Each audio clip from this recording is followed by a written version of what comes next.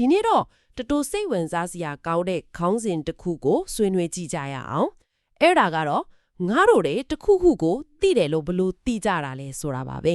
ဟုတ်ကဲ့တော်တော်လေးအခြေခံကြတယ်မင်းခုနှစ်ခုပေါ့နော်ဟုတ်တယ်ရှင်နေ့စဉ်ဘဝမှာဒါအမှန်ပဲလို့လက်ခံထားတဲ့အရာတွေကတကယ်ရောဟုတ်ရဲ့လားဆိုတော့ကျမတို့စီရောက်လာတဲ့အချက်လက်တွေကလူတွေအသိပညာရရှိတဲ့နီလန်အမျိုးမျိုးကိုညွှန်ပြထားတယ်ကိုယ့်ရဲ့စိတ်ထဲကခံစားချက်အတိုင်းယုံကြည်လိုက်တာကနေစပြီးတော့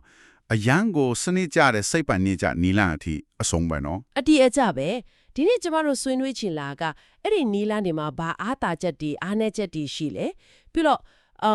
တိပနိကြချင်းကမှုကဘာလို့သူတို့အားလုံးဟဲ့ထူးပြီးတော့ခေါင်းတပန်းတာနေရကလဲဆိုတာပေါ့ဟုတ်ပါတယ်ကဲဒါဆိုဘယ်ကနေစကြမလဲလူသုံးအများဆုံးနီလန်တွေနဲ့ပဲစလိုက်ကြတာပေါ့နော်ကောင်းပါတယ်ပထမဆုံးတစ်ခုကတော့ကျမတို့အားလုံးသုံးပူးကြမှာပါပင်ကိုအတိ intuition ပေါ့ gut feeling လို့ခေါ်တာပေါ့ဟုတ်တယ်ကိုယ့်ရဲ့အတွင်းစိတ်ခံစားချက်ကိုအားကိုးတာမျိုးလေဥပမာသူငယ်ချင်းကြောက်စကားပြောနေတာမျက်လုံးမူရမယိုသားတယ်လို့ခံစားရလို့ဒီကောင်တော့လိန်နေပြီလို့ထင်လိုက်တာမျိုးပေါ့ကိုယ်စိတ်ထဲမှာတော့တထစ်ချော့မှန်တယ်လို့ခံစားပြီးမယ်တကယ်တမ်းကျတော့သူကမိတ်ရပြီလို့မျက်လုံးညောင်းနေတာလည်းဖြစ်နိုင်တာပဲလေအဲ့ဒါပင်ကိုအထိရဲ့အဓိကအားနည်းချက်ပဲခင်ဗျကိုယ့်ရဲ့ကိုယ်ပိုင်ဖတ်လိုက်မှုတွေအရင်ကအတွေ့အကြုံတွေကအရင်လွှမ်းမိုးတယ်ဟုတ်ကဲ့ဒါပေမဲ့ဒီနေရာမှာစိတ်ဝင်စားရကောင်းတာတစ်ခုရှိတယ်အရင်မြစ်ဒီထဲမှာ Malcolm Gladwell ရဲ့ Blink စာအုပ်ကိုကိုးကားထားတယ်သူပြောတဲ့ပင်ကိုအတိဆိုတာကဘာမှမသိပဲထင်ညာမြင်တာစိတ်ခံစားချက်မဟုတ်ဘူးကိုယ်နယ်ပယ်မှာနေပေါင်းများစွာကျွမ်းကျင်လာတဲ့အခါဦးနော့ကအချက်လက်တွေကိုအများဆုံးစစ်ဆေးနေအဖြေတစ်ခုကိုလက်တဖြတ်အတွင်းထုတ်ပြနိုင်တာကိုဆိုလိုတာပါဟုတ်ကဲ့ဆရာဝန်ကြီးတယောက်ကလူနာကိုမြင်ယုံတဲ့ယောဂါကိုခံမှန်းနိုင်တာမျိုးပေါ့နော်အကျဉ်းကြပဲဒါက thin slicing လို့ခေါ်တဲ့အတွေ့အကြုံကလာတဲ့ပင်ကိုအသီးပေါ့အတွေ့အကြုံမရှိတဲ့သူတွေပင်ကိုအသီးကတော့ခုနပြောသလိုပတ်လိုက်မှုတွေနဲ့ပြည့်နေနိုင်တယ်ကောင်းပြီရှင်ဒါဆိုနောက်တစ်နည်းတော့အခွင့်အာဏာရှိသူကိုယုံကြည်ခြင်း authority ပေါ့ဗျာဒါကတော့ငယ်ငယ်ကတည်းကကျွန်တော်အားလုံးကြုံဖူးမှာပါမိဘဆရာဝန်တွေပြောတော့ကိုအမှန်လို့လက်ခံတာလေဟုတ်ပါရဲဆရာဥပဒေတစ်ခုကိုတွားတွေ့တယ်မိဘတွေကမနဲ့အိယာထိုင်ရင်အိယာကိုတေးသေးချာချာတိမ့်ခိုင်းတယ်တက်တက်ရရဖိထောက်ပေါ့နော်ဒါပေမဲ့သူတရဏတစ်ခုမှကျတော့မတိမ့်ထားတဲ့အိယာကလေဝင်လေထွက်ပိုကောင်းတော့ဖုံးမွန်ထက်ကပိုးမွားလေတယ် dust mites တွေဟုတ်ကဲ့အဲ့ဒါတွေတော့ရှင်တန်ဖို့ပိုခက်ခဲစေတယ်လို့ဆိုတယ်ဒီအကြောင်းပြချက်ကိုတော့အမေကိုတော့ပြောလို့မရှိဘူးပေါ့လေဟုတ်ပါအဲ့ဒါကအခွင့်အာဏာရှိသူကိုယုံကြည်ခြင်းအဓိကပြဿနာကိုထောက်ပြနေတာပဲသူတို့ကလည်းမားနိုင်တယ်ပြီးတော့သူတို့မှကိုယ်ပိုင်ရည်ရွယ်ချက်တွေလည်းရှိနေနိုင်တယ်ပိုပြီးပြင်းထန်တဲ့ဥပဒေလည်းအရေးကြီးတဲ့ထဲမှာဖော်ပြထားတယ်ဗျစကွန်ဒေယာစုကဆေလမ်ဆုံးမစီရင်မှုဒီမှာဆို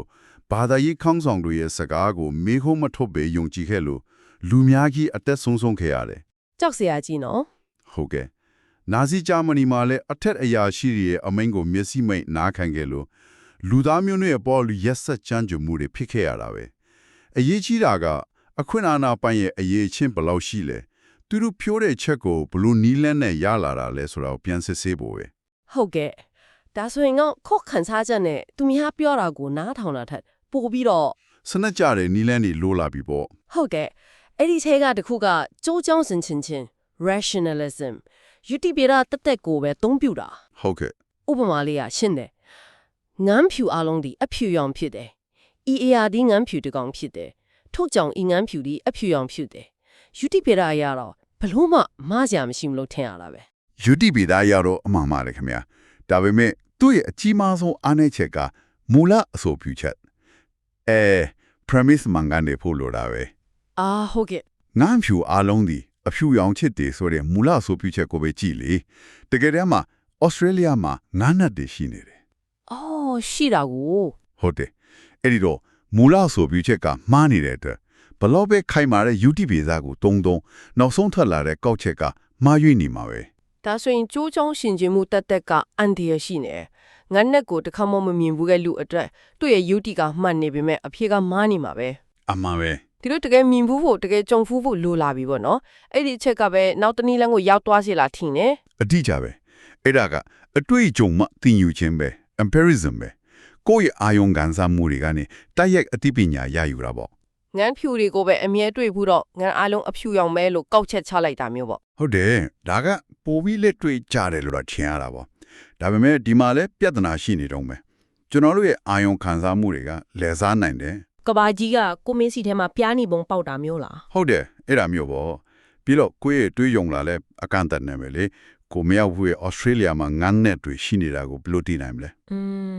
ဟုတ်တယ်နော် ဆိုတော့အတွေ့အကြုံကအရေးကြီးပေမဲ့စနစ်တကျတော့ချစ်ဖို့လိုလာပြီဒါကကျွန်တော်တို့ကိုနောက်ဆုံးနဲ့အရေးကြီးဖို့နီလန်စီကိုခေါ်သွားပါပြီ အားလုံးကိုပေါင်းစပ်ထားတဲ့နီလန်းဖြစ်မဲ့တဲ့ရှင်သိပ္ပံနီးကြနီလန်း the scientific method ဟုတ်ပါတယ်အရေးမြစ်တွေရာဆိုရင်ဒီနီလန်ကတခြားနီလန်တွေရဲ့အကောင်းဆုံးအချက်တွေကိုပေါင်းစပ်ထားတာအတွေ့အကြုံကိုတုံးတယ်ဒါပေမဲ့ဖြစ်ကတ်တဲ့ဆိုင်မဟုတ်ပဲစနစ်တကျလေ့လာမှု systematic empiricism လို့ခေါ်တာပေါ့ ဟုတ်တယ်ရှင်ပြီးတော့ကြောကြောင်းစင်ချင်မှုကိုသုံးတယ်ဒါပေမဲ့သူ့ရဲ့မူလအဆိုပြုချက်တွေကိုလေထဲမှာမထားပဲလက်တွေ့အထောက်ထားရင်းနဲ့ပြင်ဆင်စေတယ်ဒီနေရာမှာတကယ်ကိုစိတ်ဝင်စားစရာကောင်းလာပြီ ဟုတ်ကဲ့သိပ္ပံပညာကိုတခြားနီလန်တွေနဲ့မတူပဲထူးခြားစေတဲ့အတိတ်ကအချက်၃ချက်ကိုအရင်မျိုးတွေကဖော်ပြထားတယ်ပထမတစ်ခုကခုနပြောခဲ့တဲ့စနစ်တကျလေ့လာမှုပဲဒါကတွေ့တာကိုကြည့်လိုက်ရုံတတ်မဟုတ်ဘူးဘလို့လေ့လာမယ်ဘာတွေကိုတိုင်းတာမယ်ဘယ်ချက်တွေကိုထိန်းချုပ်မယ်ဆိုတာကိုတည်တည်ချာချာစီစဉ်တယ်ရလာတဲ့အချက်လက်တွေကိုမတန်းတင်ပြီးခွဲချမ်းစိတ်ဖြာလာချက်တယ် ဒုတိယအချက်ကပိုစိတ်ဝင်စားဖို့ကောင်းတယ်သိပ္ပံပညာဟာလက်တွေ့စမ်းသပ်နိုင်သောမေးခွန်းများ empirical questions ကိုပဲကင်တွယ်ဖြေရှင်းနေဆိုတာပဲ ဟုတ်ကဲ့ဆိုလိုတာကလောကကြီးရဲ့အရှိတရားနဲ့ပတ်သက်ပြီးလေ့လာစမ်းသပ်လို့ရတဲ့မေးခွန်းတွေပေါ့ ဥပမာလူတယောက်ကိုတတ်တာကကိုချင်းတရားအရာမန္တလားမှားသလားဆိုတာကိုသိပ္ပံပညာကမဖြစ်နိုင်ဘူးဒါကတန်ဖိုးထားမှုဆိုင်ရာမေးခွန်းမို့လို့ ဟုတ်တယ်ဒါပေမဲ့တည်တံပေးခြင်းကရာဇဝတ်မှုကျူးလွန်နှုံးကိုရောချစေသလားဆိုတာကိုတော့အချက်အလက်တွေနဲ့စမ်းသပ်လေ့လာလို့ရတယ် အာဒါအရာအရေးကြီးတဲ့ကွဲပြားမှုပဲနော် ဟုတ်ပါတယ်ခင်ဗျသိပ္ပံပညာကမျိုးလို့ဗီဇတစ်ခုကရာဇဝတ်မှုကျူးလွန်ခြင်းနဲ့ဆက်ဆက်မှုရှိမရှိမင်းနိုင်ပေမဲ့ဘယ်အရာကိုရာဇဝတ်မှုလို့သတ်မှတ်တင်တယ်လဲဆိုတာကိုတော့သူကမပြောနိုင်ဘူး အဲ့ဒါကလူအဖွဲ့အစည်းရဲ့တန်ဖိုးထားမှုဆိုင်ရာမေးခွန်းဖြစ်သွားပြီပေါ့ အမှန်ပဲ ကောင်းပြီဒါဆိုတတိယအချက်ကတော့အများပြည်သူဆိုင်ရာအသိပညာ public knowledge ကိုဖန်တီးပေးတာတဲ့ဆိုလိုတာကသိပညာရှင်တွေကသူတို့ရဲ့သူဒုနာကိုလူအများသိအောင်ထုတ်ဝေကြတယ်အဲ့ဒါကဘာလို့အဲ့လောက်အရေးကြီးရတာလဲရှင် အဓိကအကြောင်းရင်းနှစ်ခုရှိတယ်ဗျတစ်ခုကသိပ္ပံပညာကိုအခြေနဲ့နေရာကိုဖျက်ချိုပြီးပူပေါဆောင်ရွက်တဲ့လုပ်ငန်းစဉ်ကြီးတစ်ခုဖြစ်စေတယ်နျူတန်ကသူ့အရင်ကဂယ်လီလီယိုလို့ရဲ့အသိပညာပေါ်မှာအခြေခံပြီးတည်ဆောက်နိုင်ခဲ့တယ်လို့ပေါ့ဒုတိယနဲ့အရေးကြီးဆုံးအချက်ကသိပ္ပံပညာကိုမိမိကိုယ်ကိုပြန်လည်ပြင်ဆင်နိုင်စွမ်း self correcting ရှိစေလို့ပဲ self correcting အမားကိုကိုယ်တိုင်ပြန်ပြင်တာပေါ့ ဟုတ်တယ်တယောက်ကမားသွားရင်တောင်တခြားစုတွေကအဲ့ဒီလေးလာမှုကိုထပ်လုပ်ကြည့်ပြီးအမားကိုရှာဖွေပြင်ဆင်လို့ရတယ် Manilab's replication project ဆိုတဲ့ဥပမာကောင်းတစ်ခုအရင်မြင်မှာပေးတာတယ် ဟုတ်ကဲ့ လေးလာမှုတစ်ခုကလက်ဆေးခြင်းဟာလူတွေရဲ့ကိုယ်ချစ်တရားဆိုင်ရာအဖြစ်တွေကိုပိုပြီးပေါ်ပေါ်တန်တန်ရှုမြင်စေတယ်လို့တွေးရှိခဲ့တယ်စိတ်ဝင်စားစရာလို့ကောင်းတယ်ဒါပေမဲ့ ဘာဖြစ်လဲရှင် တခြားတူတေသနာခံတွေအများကြီးကလူများကြီးနဲ့ထပ်တူဆန်းသက်ကြည့်တဲ့အခါအဲ့ဒီရလက်မျိုးပြမရတော့ ဟာဒါတော်အားရဖို့ကောင်းတယ်သိပ္ပံပညာဆိုတာအမှန်တရားကိုတခါတည်းရှာတွေ့တာမဟုတ်ပဲအမားတွေကိုဖယ်ထုတ်ရင်းနဲ့တဖြည်းဖြည်းချင်းကပ်သွားတဲ့လုပ်ငန်းစဉ်ကြီးတစ်ခုလိုပဲနော် အဲ့ဒါအဓိကချက်ပဲအမားကိုလက်ခံပြီးပြင်ရှင်းနိုင်စွမ်းကသိပ္ပံပညာရဲ့အကြီးမားဆုံးအားသာချက်ပဲ ဒါဆိုရင်သိပ္ပံနေကြပုံစံပေါက်နေပေမဲ့တကယ်တည်းမှာသိပ္ပံမဟုတ်တဲ့အရာတွေကဘယ်လိုလုပ်မလဲ အရေးမြစ်တွေကဒါကိုသိပ္ပံတူအယောင် pseudoscience လို့ခေါ်တယ် ဟုတ်ကဲ့ biorhythm ဆိုတာဇီဝစီချက် theory ကိုဥပမာပေးထားတယ်လူတယောက်ရဲ့ရုပ်ပိုင်းစိတ်ပိုင်းဉာဏ်ပိုင်းဆိုင်ရာစွမ်းဆောင်ရည်တွေကမွေးနေ့ကစပြီးစဝန်းပုံစံနဲ့အတက်ရှိတယ်ဆိုတာမျိုးလी စဝန်းတွေဇာတ်တွေဆိုတော့သိပ္ပံနေကြပုံစံပေါက်နေတာပဲ ဟုတ်ကဲ့ဒါပေမဲ့တက်တည်အထောက်ထားရတာတကယ်မရှိဘူးလို့ဆိုတယ် သိပ္ပံတူအယောင်ကခုနပြောခဲ့တဲ့သိပ္ပံရဲ့အခြေခံအချက်၃ချက်တည်းကတစ်ခုခုနဲ့အမြဲတမ်းလွဲနေတတ်တဲ့ချင်းမြောက်သိပ္ပံနေကြတက်တည်အထောက်ထားအသစ်တွေကိုလစ်လျူရှုတာမျို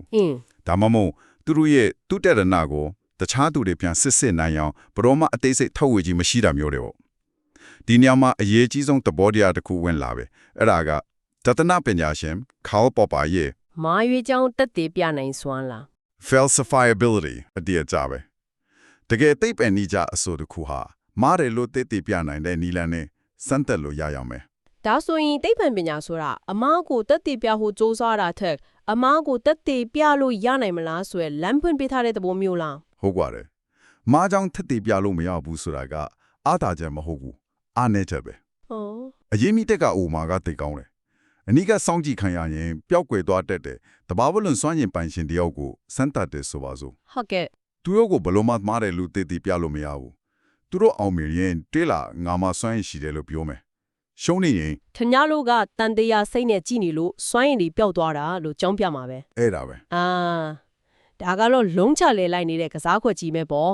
အောင်မြင်ရင်သူတို့တော်လို့ရှုံးနေရင်ကိုပြီးဖြစ်သွားရော ဟုတ်တယ်ပြီးတော့ဒါအန်ဒီရမရှိဘူးမပေါ့ဘူးလူတွေကပင်းချန်တဲ့ယောဂတွေအတွက်တက်သေးပြထားတဲ့ဆေးဝါးတွေအစ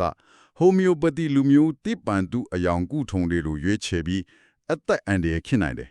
ဒါကြောင့်တကယ်သိပ္ပံနဲ့သိပ္ပံတုအယောင်ကိုခွဲခြားနိုင်ဖို့ကအရာအရေးကြီးတာပေါ့နော် ဟုတ်ပါတယ်ခင်ဗျ ကောင်းပြီ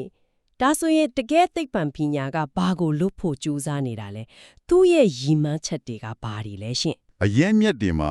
အဓိကရည်မှန်းချက်၄ခုကိုဖော်ပြထားတယ်ပထမဆုံးကဖော်ပြရန် to describe ပဲဖြစ်ရတစ်ခုကိုစနစ်တကျလေ့လာပြီးမှတ်တမ်းတင်တာ ဥပမာ16သုံးဆွဲသူတွေကိုစိတ်တန်းကောက်ပြီးသူတို့ဘလို့ယောဂအခြေအနေတွေအတွက်သုံးဆွဲကြတယ်လဲဆိုတာကိုဖော်ပြတာမျိုးပေါ့ အမှန်ပဲဖော်ပြနိုင်ပြီဆိုရင်ခန့်မှန်းရန် to predict ကိုလုပ်လို့ရလာပြီ อืม ခုနဥပမာအတိုင်းဆိုရင်သုံးဆွဲသူအများစုကနာရရှိနာကျင်မှုကိုကုသဖို့တုံးတယ်ဆိုတာသိရင်ဆေးချောက်သုံးဆွဲသူအသက်တယောက်ကလည်းနာကျင်မှုကိုခံစားနေရနိုင်တယ်လို့ခန့်မှန်းနိုင်လာတယ် ဒါပေမဲ့ဘာကြောင့်လဲဆိုတာကိုတော့မရှင်းပြနိုင်သေးဘူးเนาะ ဟုတ်တယ်အဲ့ဒီတော့တတိယအဆင့်ကရှင်းပြရန် to explain ဖြစ်လာတာပေါ့ဒါကတိတ်ပံရဲ့အဓိကယဉ်မှန်းချက်ပဲအကြားနဲ့အကျိုးဆက်ကိုရှာဖွေတာ 16ထက်ကဘယ်ဓာတ်ပေါင်းကဦးနှုတ်ထက်ကဘယ်အဖွဲ့အစည်းကိုတက်ရောက်မှုရှိလို့နာကျင်မှုတက်တာသွားရတာလဲဆိုတာကိုရှင်းပြနိုင်ဖို့စ조사တာပေါ့ ဟုတ်ပါတယ်ဒါကိုနားလည်သွားပြီဆိုရင်နောက်ဆုံးအဆင့်ဖြစ်တဲ့ထိန်းချုပ်ရန် to control ကိုရောက်လာပြီ ဒီစကလုံးကနည်းနည်းတော့ကြောက်စရာကောင်းတယ်လို့ပဲเนาะ ဟုတ်တယ်ကြားရတာနည်းနည်းတော့မကောင်းဘူးဒါပေမဲ့မကောင်းတဲ့ရွေးချက်နဲ့ထိန်းချုပ်တာမျိုးမဟုတ်ဘူးဥပမာအဖြစ်ဆေးဆွဲခြင်းလို့ဘေးထဆိုးကျိုးမဖြစ်စေပဲနာကျင်မှုတက်တာစေမဲ့ဆေးပမာဏအတိအကျကိုရှာဖွေနိုင်အောင်အခြေအနေတွေကိုထိန်းချုပ်ပြီးကုသမှုပေးတာမျိုးကိုဆိုလိုတာပါ အော်နားလည်ပါပြီဒါဆိုရင်ဒီလုပ်ငန်းစဉ်တစ်ခုလုံးကတန်တရားလေးနေတဲ့ပုံစံမျိုးပေါ့သူတေသနာမေခွန်းတစ်ခုကနေလေးလာမှုလုပ်တယ်ရလက်တိထွက်လာတယ်အဲ့ဒီရလက်တိကနေမေခွန်းအသက်တွေကိုထပ်ဖွင့်ဖွားပြီးတယ် အတိအကျပဲရှာဖွေတွေ့ရှိမှုတွေကဘေးတော့မှမပြီးဆုံးဘူးပေါ့ဒါကြောင့်လေသိပ္ပံပညာကအမြဲတမ်းကြိုးတက်ပြောင်းလဲနေတာပေါ့ ဟုတ်ကဲ့ရှင် အချို့အဖြစ်ပြောရရင်တော့အတိပညာဟာပင်ကိုယ်အတိအခွင့်အာဏာကြိုးကြောင်ဆင်ခြင်မှုအတွေ့အကြုံစားတဲ့နေရာအများကြီးကနေလာနိုင်တာကိုကျွန်တော်တို့တွေ့ခဲ့ရတယ် อืม ဒါပေမဲ့သိပ္ပံနိကြနီလန်ကတော့စနစ်ကြမှုလက်တွေ့စံတတ်နိုင်မှုအများပြည်သူတည်ရှိနိုင်မှုနဲ့အမားကိုကိုယ်တိုင်ပြန်ပြင်နိုင်ဆွမ်းရှိမှုတို့ကြောင့်တခြားနီလန်တွေအားလုံးထံပိုပြီးယုံကြည်စိတ်ချရတဲ့အတိပညာကိုပေးနိုင်တယ် ကောင်းလိုက်တဲ့အနှစ်ချုပ်ပါပဲရှင် ဒီနေ့ဆွေးနွေးမှုကိုအဆုံးမတတ်ခင်မှာစဉ်းစားစရာအတွေ့တစ်ခုခြံထားခဲ့ခြင်းပါတယ်ခင်ဗျာအရေးမြစ်ဒီမှာစိတ်ပညာ psychology နဲ့အပြုမူပိုင်းဆိုင်ရာလေ့လာဆန်းစစ်မှု behavior analysis ကိုခွဲခြားပြထားတယ် ဟုတ်ကဲ့ စိတ်ပညာကလူတွေရဲ့အတွင်းစိတ်ခံစားချက်အတွေးခေါ်ဆိုတဲ့စိတ်ကိုလေ့လာလေးရှိတယ်အပြုမူပိုင်းဆိုင်ရာလေ့လာဆန်းစစ်မှုကတော့အဲ့ဒီလိုတိုင်းတာလို့မရတဲ့အတွင်းစိတ်တွေကိုအာယုံမဆိုင်ပဲမျက်မြင်လေ့လာလို့ရတဲ့အပြုမူနဲ့ အဲ့ဒီအပြုအမူကိုဖြစ်ပေါ်စေတဲ့ပတ်ဝန်းကျင်ဆိုင်ရာအကြောင်းတရားတွေကိုပဲအာယုံစိုက်တာပေါ့ ဟုတ်ပါတယ်။နှုတ်ခလုံးကတဲ့ပါနီးချာနီးလန်းကိုတုံးကြပဲမဲ့ငါတို့ဘာကြောင့်ဒီလိုပြုမှုရတယ်လဲဆိုတဲ့အပေါ်မှာမိကုံးထောက်တဲ့ပုံစံမတူကြအောင် ဆိုတော့စဉ်းစားစရာကဘာဖြစ်မလဲရှင် စဉ်းစားစရာကတော့ပို့ကိုနားလည်ဖို့စ조사အဲ့ကအဖြေတွေအတွက်ကိုယ့်ရဲ့မမြင်ရတဲ့အတွင်းစိတ်ထဲကိုလှည့်ခိတာကပိုအတွုံးဝင်မလားဒါမှမဟုတ်ကိုယ့်ရဲ့လောက်ရက်တွေနဲ့ကိုယ်ပဝင်းကျင်ကြားလာလေးလာလို့ရတဲ့ဆက်နွယ်မှုကိုကြီးတာကပိုအတွုံးဝင်မလားဆိုတာပါပဲ